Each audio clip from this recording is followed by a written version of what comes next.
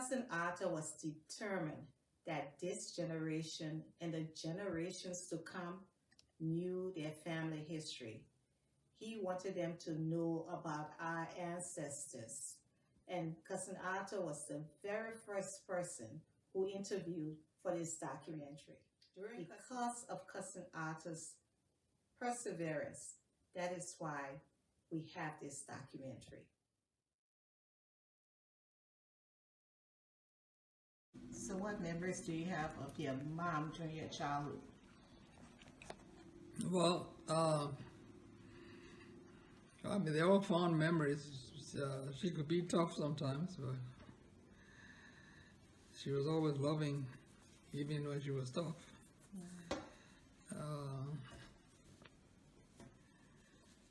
I mean, there were occasions where, she would lose her temper. And I got what I deserved. So you say he used to tell jokes, he used to play with you guys Yeah. when you were growing up? Yeah. Who got in trouble the most? What do you mean? Among your brothers? Oh, everybody got in trouble. We didn't keep score. Sometimes I got in, sometimes Ed, but we're part enough apart that if you didn't feel like taking care of Ed or Gerald, then you say, go take care of your brother. And, that way it taught us that the older boys must look out for the younger boys and guide them properly.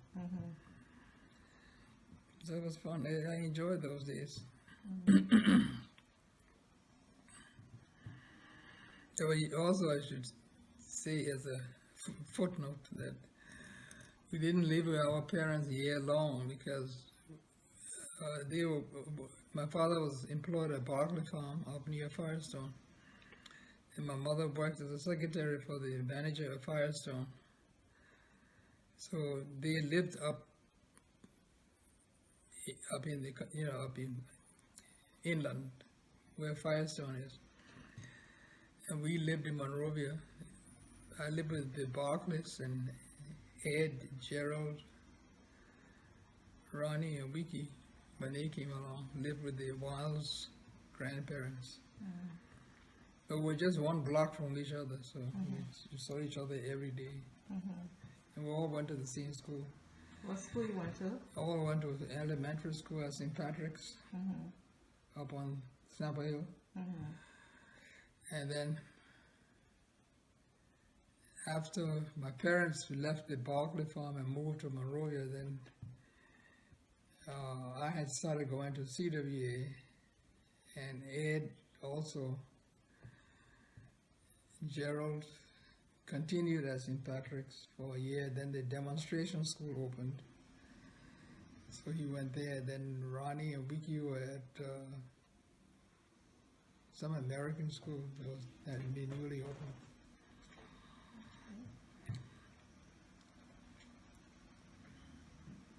Were you a happy child?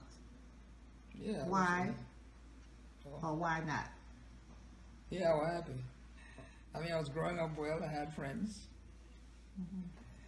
I was making good grades. So my parents were happy, and if my parents were happy, it means I would be happy. How about as a teenager? Were you happy? You consider yourself happy as a teenager? Yeah, I mean, I became a teenager in 1953. And at that point, I had been promoted to the 9th grade.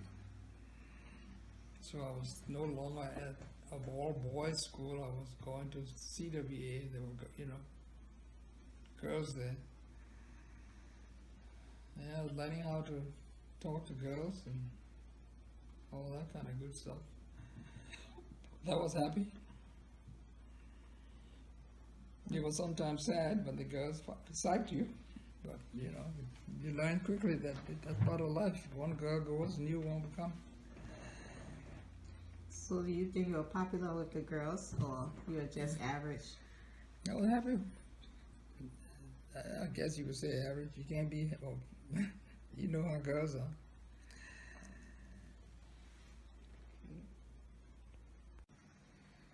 Did you ever have a special place where you went to be alone? Yeah, on the porch, the Barclay house on Broad Street. The one on Broad and Randall. Had a little corner there by the bookshelf.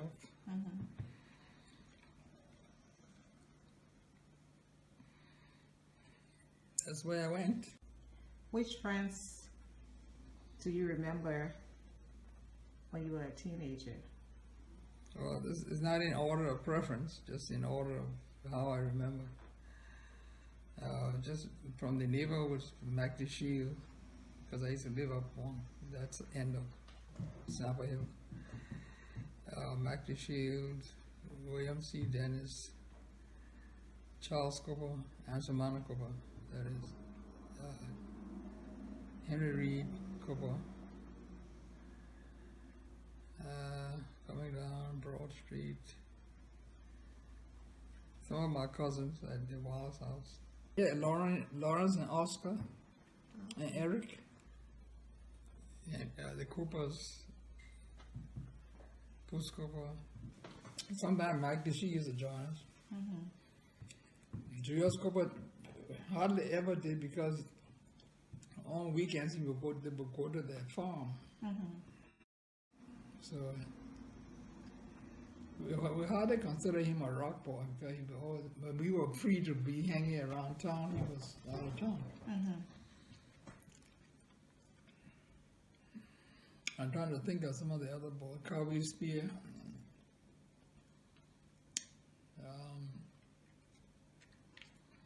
There were a lot of boys in Crown Hill, but you know they didn't.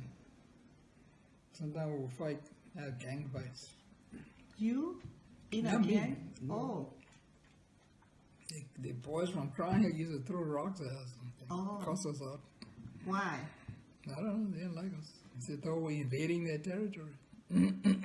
Oh, you came from the affluent side of town? No, it wasn't.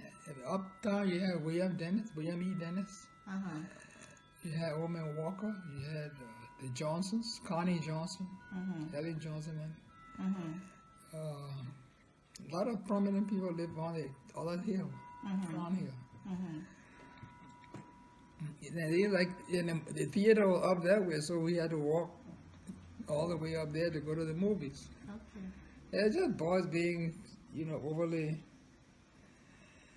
overcome by the dosage of hormones that were raging through our bodies. So it didn't take much to make you fight.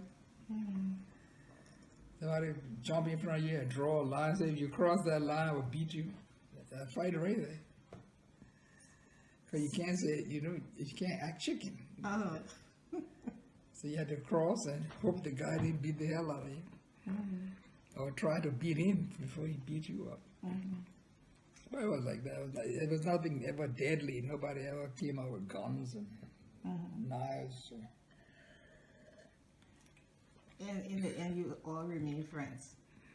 Yeah, after the thing, we all play together. So after any confrontation, we would make the peace and you do the finger thing together and chop.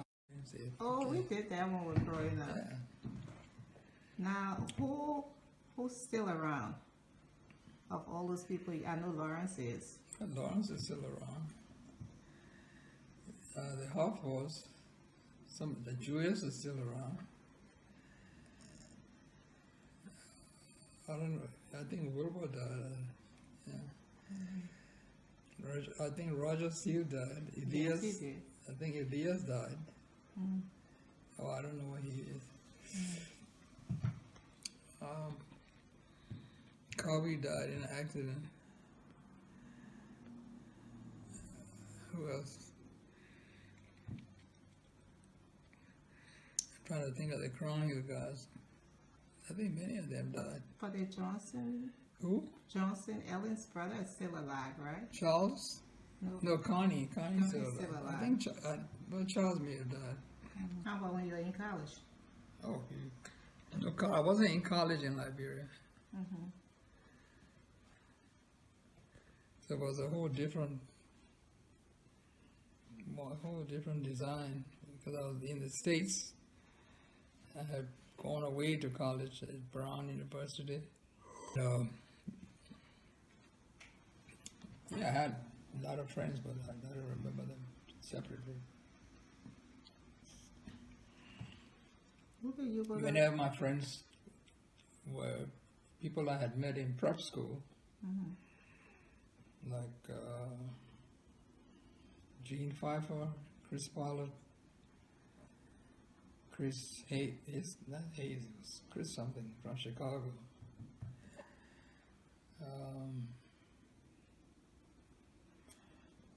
You in touch with any of them still? Yeah, my roommate at Brown, John Frank, he lives down in Florida now. Yeah, we went down to visit them in the beginning of January of this year. January 2019. Yeah. And then again, many of them were people I met while at Brown. The members of the house that I lived in, the Harkness house, we tried to get together once a year at some beach resort. So that keeps that up. My law school friends, I hardly see them anymore. Because I went to law school in Liberia, and they stay, most of them stayed back home and practiced law there. I mean, even though I did while I was there, of course, while I was there, we were friends, people that I went to law school with. Many of them became prominent, on the bench, like Emma Walzer, Francis Gooding,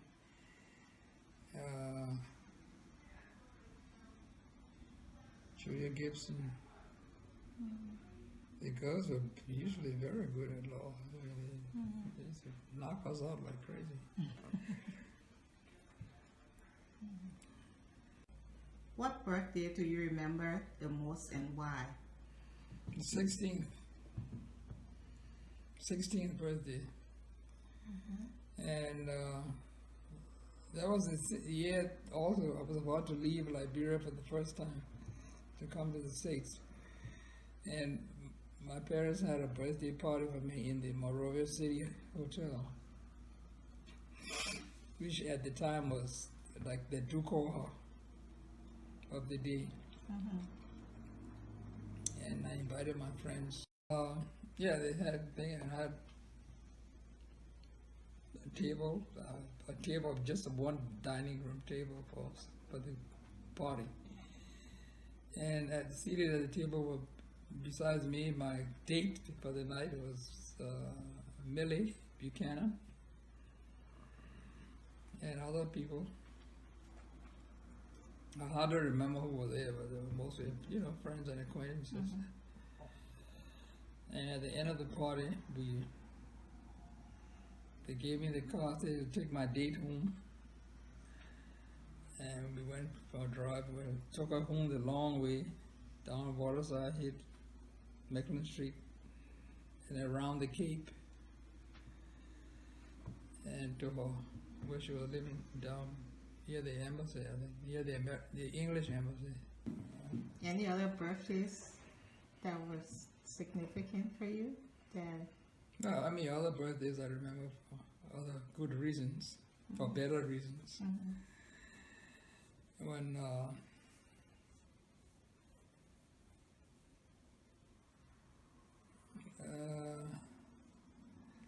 I think it was my 70th birthday. My daughter hosted it in Maryland. I think you were there. Yeah, I was there. I just remembered it because it was a nice party. That's all. Was. There was a jazz band there. Yeah, that's right. And they had a cake that was shaped like a trumpet, a saxophone or something. Yeah, it was a nice birthday.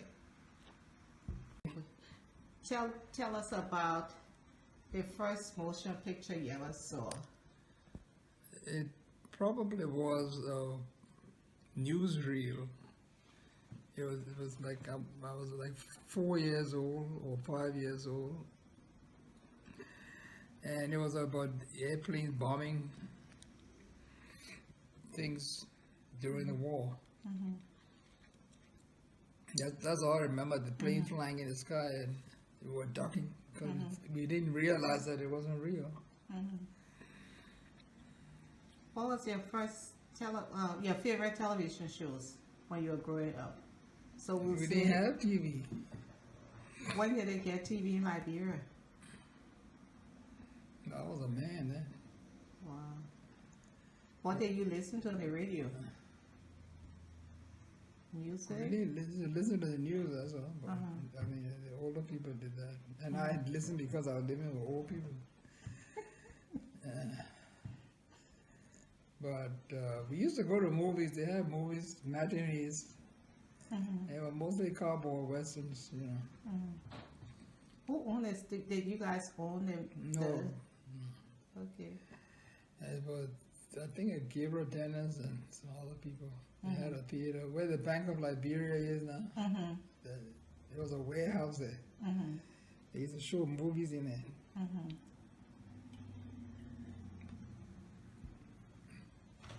That was where I saw my first movie.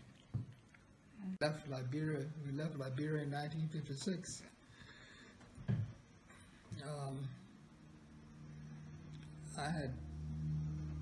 I graduated to CWA high school, and Ed was also at CWA. Gerald was a demonstration, and Ronnie Obiki were at the American school. And that's when we left in 56 to go to America to follow my father's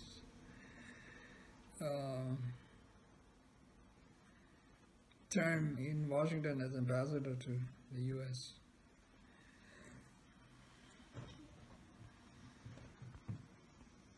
At what period in your life did you enjoy the most and why? When we were still newlyweds and having children and hanging out with the other young married couples, you know, in and around Monrovia. That would be the late 60s and early 70s. All the young couples. We have people like Julius and John Cooper. Even O. Hickson, you were young ones. And I mean, many times it was people you did business with too, so it looks like that's how my brain is arranging my recollection, you know, people that I did business with. And since I was one of the few who were not a government employee, you know, I had to think. And it was like a UN of people, because we dealt with, you know, foreign business people as well as Liberians. And there was a lot of good relationships were developed, particularly through the Rotary Club. You know, like knew the managers for Johansson, for Lamco, you know, different foreign concessions and companies. As well as, you know, the few Liberian companies that were being developed, like Milton and Richards. So what kind of activities did you guys do? You went out to play cards, you went out to dinner? Some people would play had cards. parties at the houses? A lot of people parties. Those who were interested in cards, they were mostly the foreigners that like cards. The Liberians had a thing playing cards, you know, gambling, poker, and things like blackjack. But it was mostly people like Al Brown, Henry Grimes, who was not our crowd, but he used to hang out with the gambling side. But you and Peeling were not into the card playing group? The boys used to throw around some heavy money, you know. We didn't have that kind of money to waste. So. And, you know, it's the kind of thing you get into it, you start playing, you get addicted to it with bad results. Do you entertain a lot at your home? No, we entertain very little at home. We'd rather meet people out for dinner or drinks or hanging out, go to the Wave or some other nightclub, dance, joke. So, what was the scariest time in your life? No, I said that was one of the scariest nights. Okay. I can't imagine anything more scary. We were sitting in the living room. We had just had dinner, and a car drove up to our gate. And some soldiers jumped out and came and saw them moving toward the front door. So I went to open it, to be there when they got to so they wouldn't break the door down with their guns, you know. In the meantime, Catherine excused herself through the kitchen door and jumped over the fence and went home to her house. Tim was there. When Timothy was there, he also ran with her, but he left his walkie-talkie in the kitchen. The soldiers came and said they wanted to come in to interview me. They came in, looked through the house. They saw, Mama and the children were in our bedroom, sitting on the floor, and they asked me all kind of questions. They didn't like my answers, so they said I had to go with them. They took me to the headquarters, which they did. Got to the headquarters, and there was General Kuiwampa, the newly appointed general, was sitting behind the desk, and in front of them were Charles Taylor and a girlfriend or his wife, Tupi. And they were asking me all kinds of questions. Who is this, and where is that, and where is the money? And then they went back and had a discussion without me. And they came back and said, okay, we'll let you go, but we can't let you go tonight because of curfew, so we'll keep you in the interview room. And I said, okay, they had some soldiers escort me to the interview room, walk across BPC from the headquarters to the stockade. And along the way, the people were, jeering, oh, they got another one. And by somebody said, oh, that one little white male. Yeah, but it's saying all kind of nasty things. While we were going to the interview room, I saw several bodies lying around the ground.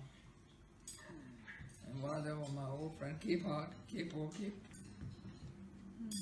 He had been down there for a couple of days. And it was rotten.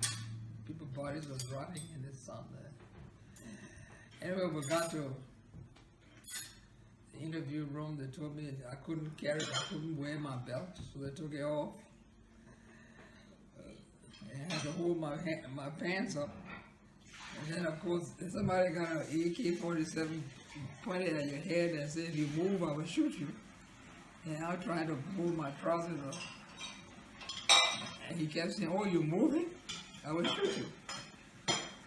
And I was saying, please, I'm trying to hold my pants up. He said, I don't care. Let it drop. Anyway, eventually we went into this building. And the first door on the left, I noticed it looked like a cell, a jail cell. There was a little window on it. That was the only thing that you could see inside it, and the room was full of people, full of men, all men. And I heard somebody say, oh, Padmore, they got you too? What are you doing here? And I heard it was Cyrus Dennis, and I thought, oh. And And as I got closer to the door, and the guy, the soldier said, go in that room. And I started asking who was in here. It sounded like all Togo people, Togo relatives. And other big shots like old man JC and Howard was in there. I mean, everybody was in there. They had on trousers, no shirt. And I found out after the door closed and they locked it, I found out that there was, if you needed to go to the bathroom, there was an old margarine can. That was the bathroom. So they just passed it around. You peed. You couldn't do the number 2 in it but I guess nobody had any food in their stomach to do number 2 anyway. So anyway, but that night, that's the night that I call the longest night in my life. And this was in 1980, right? It was 1980. Okay. It was the coup had happened April. Was it April? Yeah. It was a week after the coup. Okay. They hadn't done the executions. And I remember some of the people I saw. It was Reggie Thompson. See, my father-in-law, I was looking for him, but I didn't see him. He wasn't in that building, I guess. But, I mean, it was a strange feeling, seeing all these people there. There was one guy in there he looked like he was scared out of his mind. He was praying. They had him all tied up. And he was still kneeling down praying, fervently. Anyway, it was a long night. And, but nothing spectacular happened. Every now and then in the background you hear pop, pop, pop, pop, pop, machine guns. But the sun came up, and late in the morning I heard somebody calling my name. And I asked her to put my mouth to the window there, and she said, oh, you don't want to leave, you better come. I said, but the door locked, I can't get out of here. Anyway, they opened the door and let me. I said, you've been released. And outside were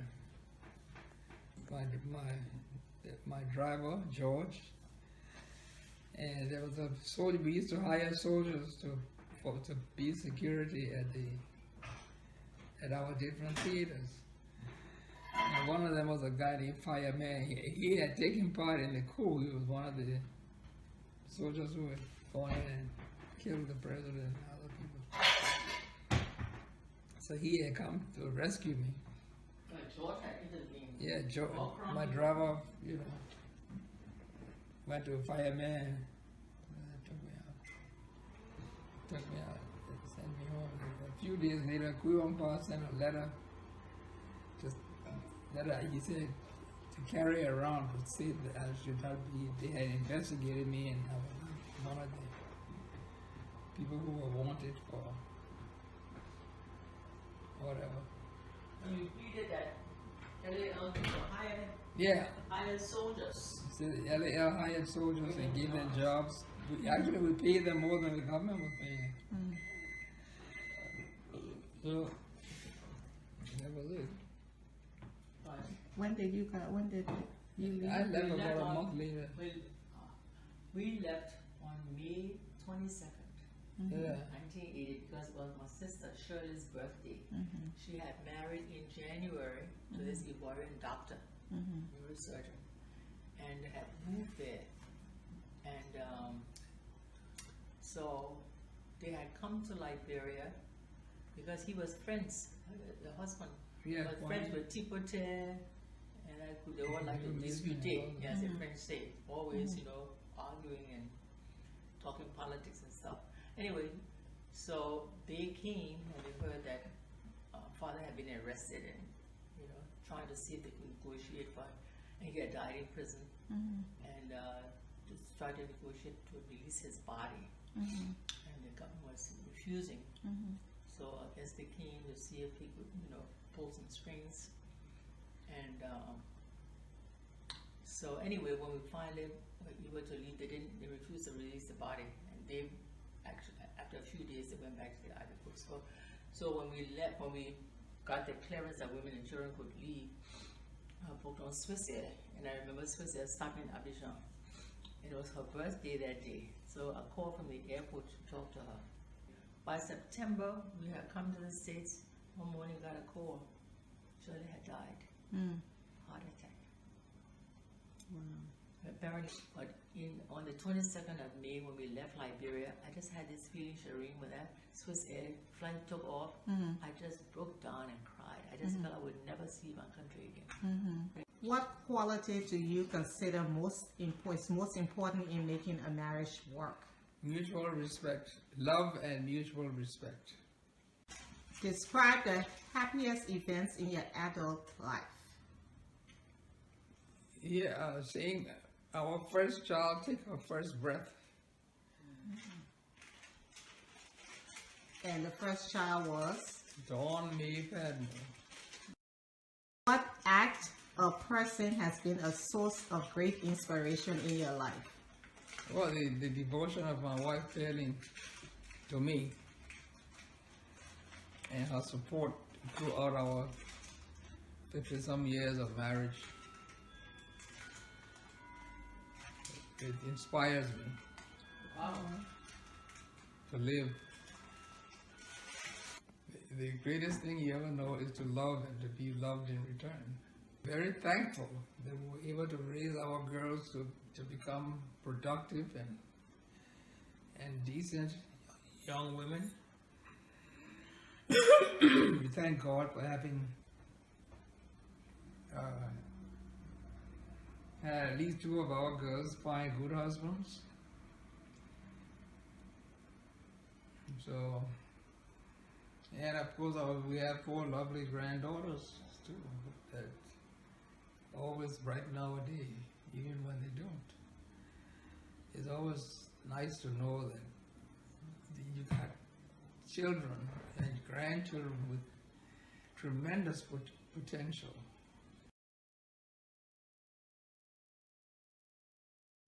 Maisie is an artist. She's a musician. She's been gifted with a beautiful voice. So, I mean, I admire her courage to want to pursue that, and I felt that was a big strength for her, because it means that she will stick with it, no matter the ups and downs, and even whether she became rich and famous or not. But she was prepared for that, and she said she would do what she had to do to survive. She has certainly done that, and I'm very proud of that, because she still is known for her beautiful voice, and she has a personality that reminds me of my mother, you know, very outgoing.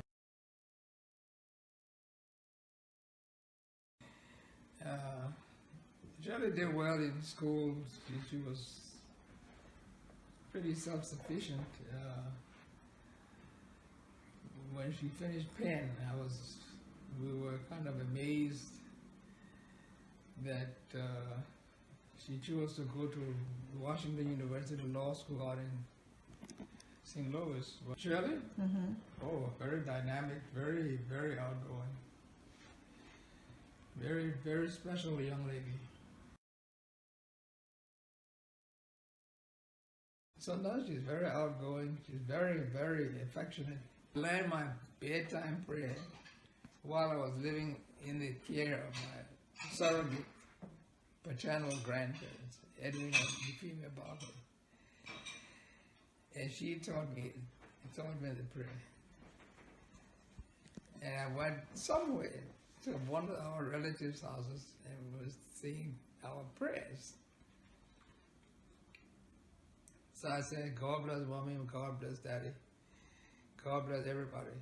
They said, oh, how about me?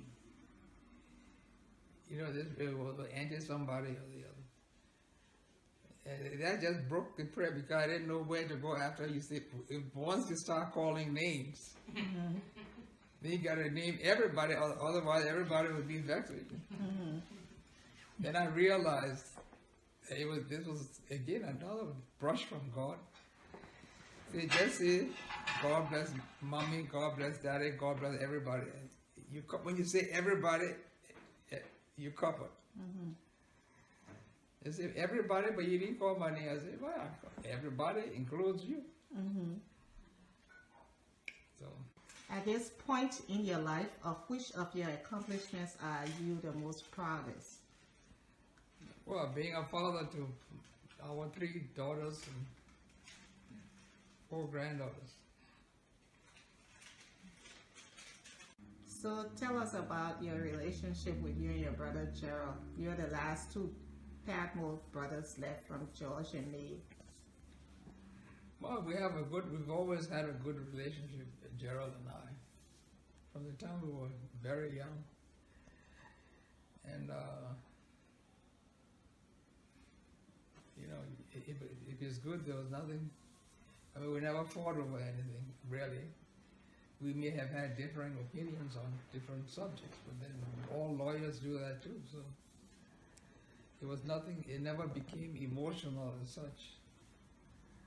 I mean, he made his mistakes, I made my mistakes, and sometimes when we reviewed our mistakes, we laughed, and well, we know not to do that again. But it's very good. He's a good brother, and I love him. So Gerald, is there anything you would like to tell him that you've never told him before? No. Any piece of advice? No. Gerald is he's a pretty resourceful and very bright young man. Not he's way smarter than I am. Mm-hmm. He knows what to do and what not to do. Mm-hmm.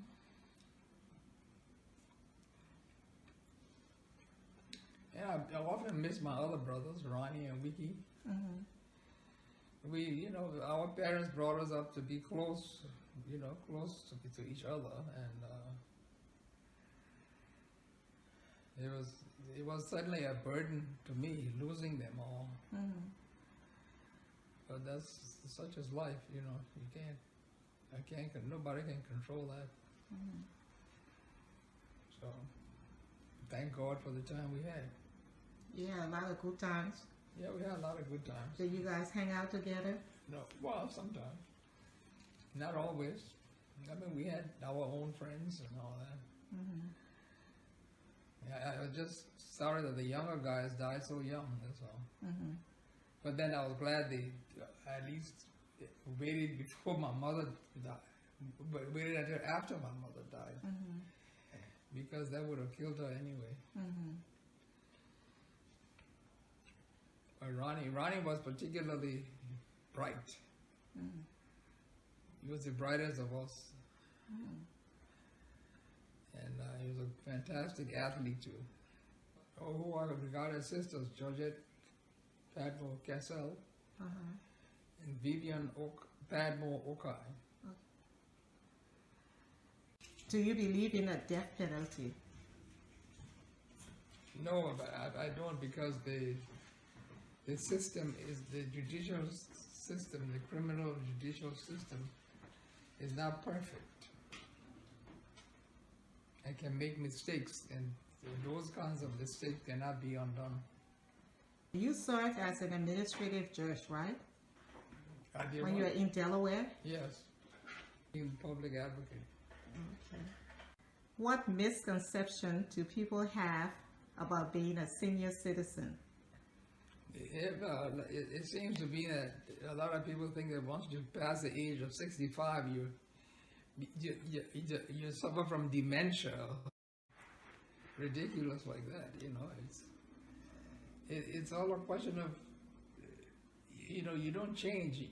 If you've lived 65 years, you have either well developed your personality to accept life, knowing that you're heading for the end of it, than to pretend like you're 15 years old again and start riding motorcycles or doing stupid things that old people are not supposed to do.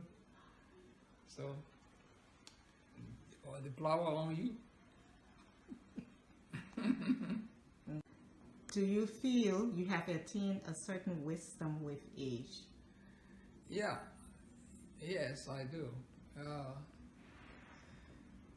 I mean, the whole idea of the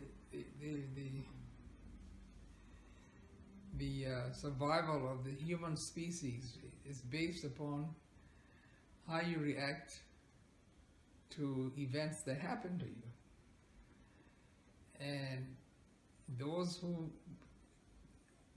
are wise, as quote, wise, learn from their experiences that doing this is good and doing that is bad. Smoking cigarettes is not good because your chest starts getting tight and you could very well have a heart attack.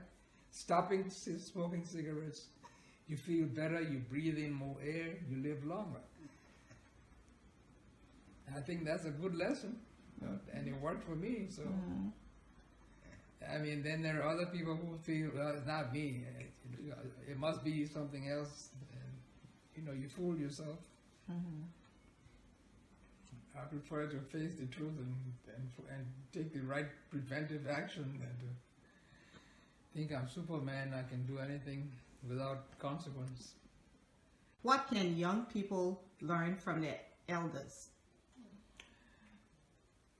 I think that one of the most important lessons that one can learn from life, to do better if you treat everybody the way you would like to be treated. In other words, the old "do unto others as you would have them do unto you," the golden rule. It's one of the wisest bits of advice that I have heard in my 79 years. Ask one question of God, what would it be? It would be more than one, because for one thing, it seems, at least from my point of view, in my little position here in the universe, that we're all rushing or trying to find the speed of light. And then what happens when we find the speed of light? Everybody will be stopped.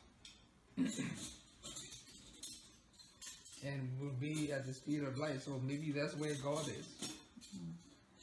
But then after that, my first question would be, why are we doing this? I mean, what's the point of it? And maybe there will be an answer, but one that at my present capabilities is not answerable. So it's interesting, but you just don't know. There's so much. There's more to know than we are capable of knowing. So I guess we all have to wait and see what happens. And then you wonder, well, what about the people who were before me? Who went? Where are they now? And you see, matter cannot be made or destroyed. So they were made from matter. Where are they now? Where's my mommy? Where are my brothers?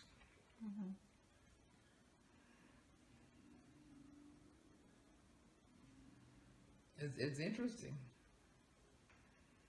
I guess we all will learn one day.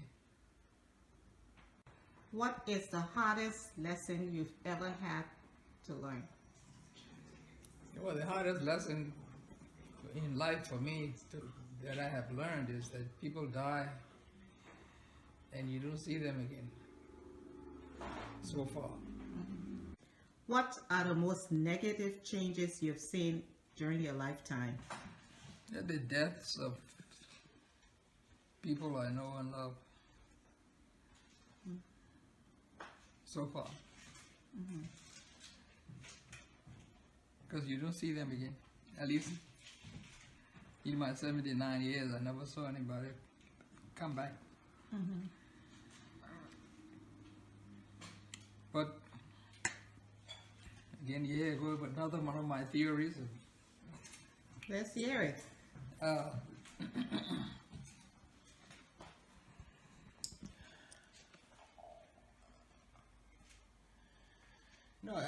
think sometimes I hear this when they're telling the story of Genesis, the Adam and Eve story. Mm-hmm.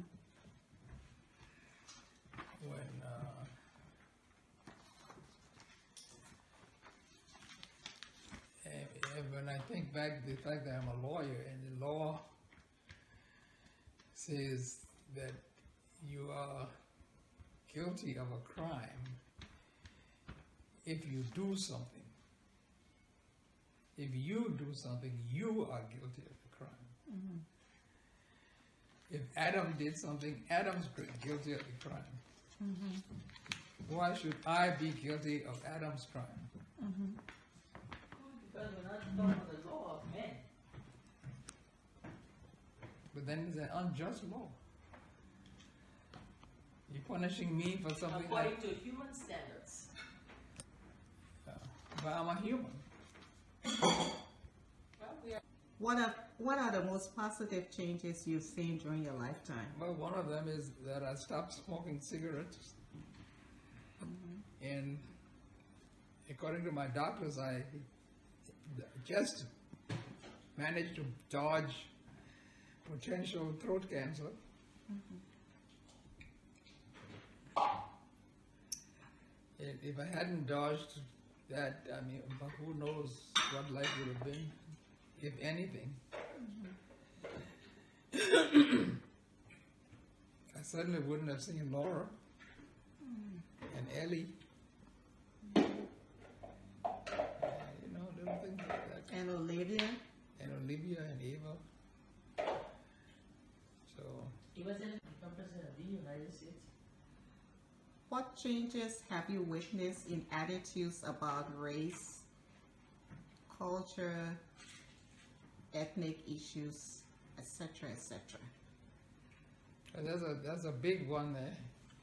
But the biggest change I've noticed with respect to race is the fact that a black person, a person of African, well, we all of African descent, but a black person, Barack Obama, was elected president of this country. Now, I didn't say he wiped out racism, but at least he was a good president, was elected for 2 terms, and he wouldn't have won it without the votes of many white people as well. So it was the first time I saw this country operate like it should be, like it should, ever. Now, whether that was just a passing fancy or not, we shall see. To Mount Vernon, Okay, all we right. wanted to eat. Okay. Went to the restaurant on George Washington's plantation. Mm-hmm. Walked in the restaurant, we went in and said we would like a table, we would like to eat. He said, okay, follow me. And he walked us through the restaurant to another room that had just one big wooden table and a line of chairs around the table. He said, you folks can eat in here. And we said, my mother said, what about all those empty seats there? He said, you can't eat in there, they're reserved. So your parents were with you? No, just my mother was with me. Okay. And so we got up and left. And today, the change. I never went back to Mount Vernon. But today, this present day, here you are, an immigrant. You've come here from Liberia, nothing. And you were able to live in the state of Delaware and appointed as a public advocate. That's a big change. It's not just at the level where you have. Yeah, I mean, some places changed over fine. So, I think that is important. Because when we first came here, the State Department told us if you're driving up from Washington, D.C. to New York, go to the bathroom before you leave. Because between D.C. and New Jersey, you won't be able, if you stop at any gas station to go to the toilet, they're segregated, they won't give you food or allow you to eat in a restaurant Go to the bathroom. Acknowledge that we have moved on as well. It's not perfect, but I think it's important to acknowledge the changes, you know, and not just dwell on what happened in the past. You have to show that we have moved on. Some people don't like to acknowledge that we haven't moved on. We're not where we should be, but we have moved on. Just the fact we can live in a neighborhood like this. Yeah, that's true. You know, there might have been a lot of there were a lot of segregation. This is North Carolina. This is North Carolina, exactly. We never thought we'd be here. I know. And the fact is, your daughter, one of your daughters, is a federal magistrate judge in one of the reddest states in America. Yeah, Louisiana. Yeah. St. Louis, Missouri. Missouri. So I think that, you know, I'd like to also, you know, I think we need to also point out the positives as well. Okay. But then I remembered also that we were in different parts. The whole thing, the whole racist thing is regionalized, you know. You were saying that when you came here, the people are so welcoming in Delaware. When I came back It's through our church, at the farm. in 1980, and we joined the St. John's Cathedral. They were very helpful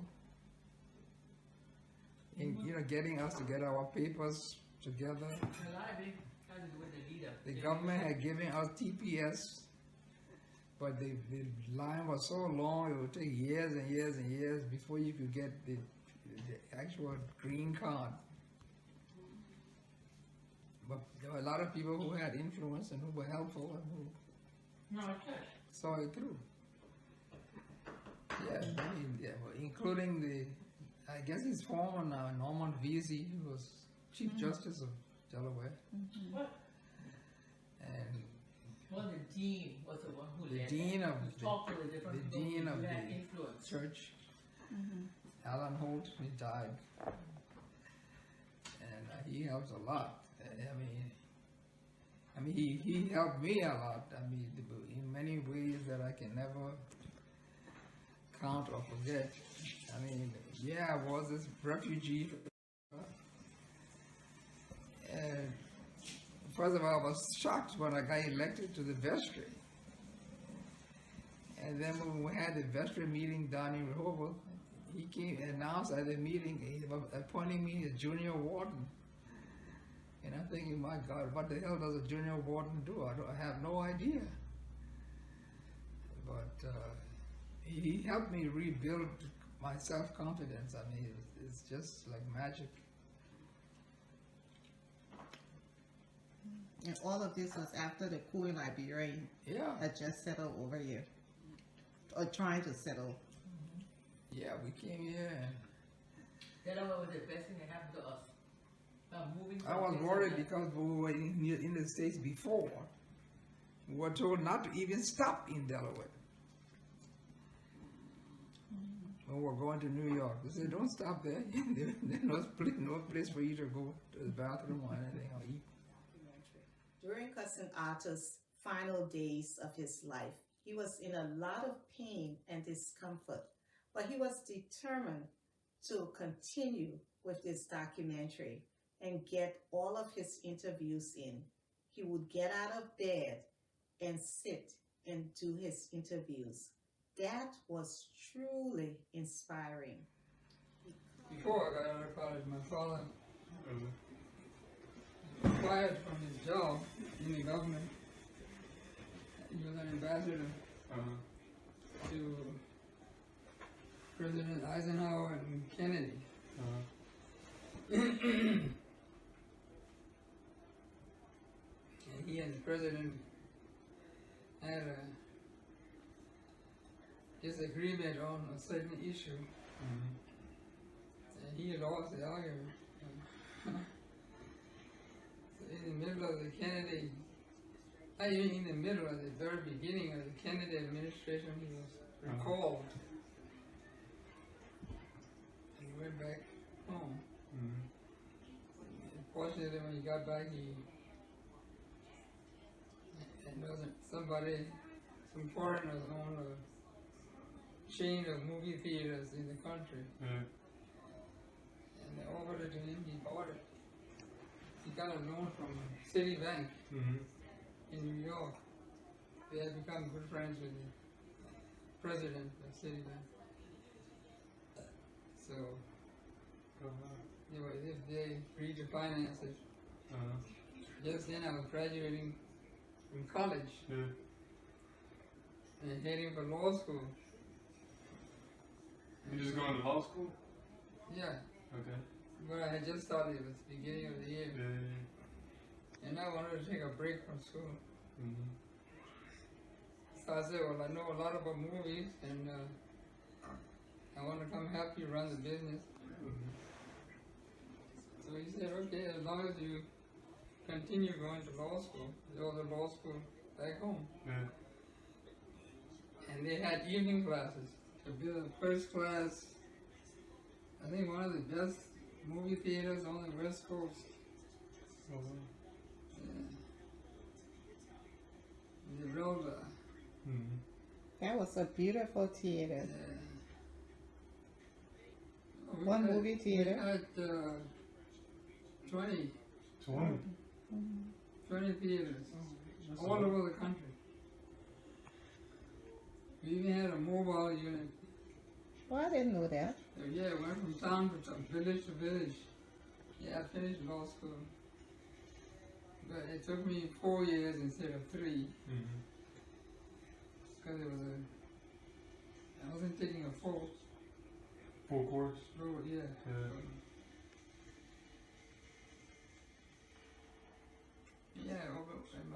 One of my classmates and I opened a law firm and we did pretty well. It was good business. You opened your own law firm? You and your firm? Yeah. Oh, wow. Who was the classmate? John Turkbach. Oh, okay. And we had both been educated in America. So we almost put on like Perry Mason type of law firm. I mean, we didn't do criminal law, but other types of law, particularly contracts.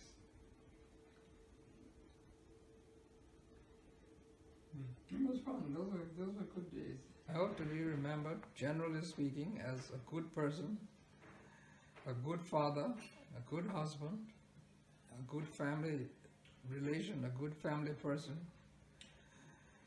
and a good friend. Period. Over the years, I met with Cousin Arthur regularly for happy hour. We looked forward to getting together, and I never got tired of listening to him tell me all about his life and his stories about Liberia. No subject was ever off limits with him.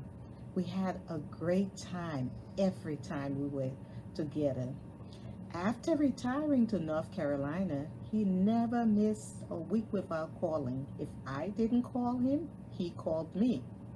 His last voice message to me was on December 10th, 2020. Less than a month later, he passed away peacefully on January 7, 2021, 5 days before his 81st birthday. Here is his last message to me. Hi, Jimmy. This is Arthur. Give me a call. I want to talk to you. It's nothing urgent or bad, so just call me when you get here. I have some free time. Thank you. Hi, Shireen. Arthur again. My message was not intended to indicate that there was some urgency. Nothing's wrong. I'm okay. I'm feeling a lot better. And you can call either one of us, me or Perry. We just want to say hi and welcome back. You see, she gave me all these instructions. You see what I have to deal with? Oh, Lord. Shireen, call when you can.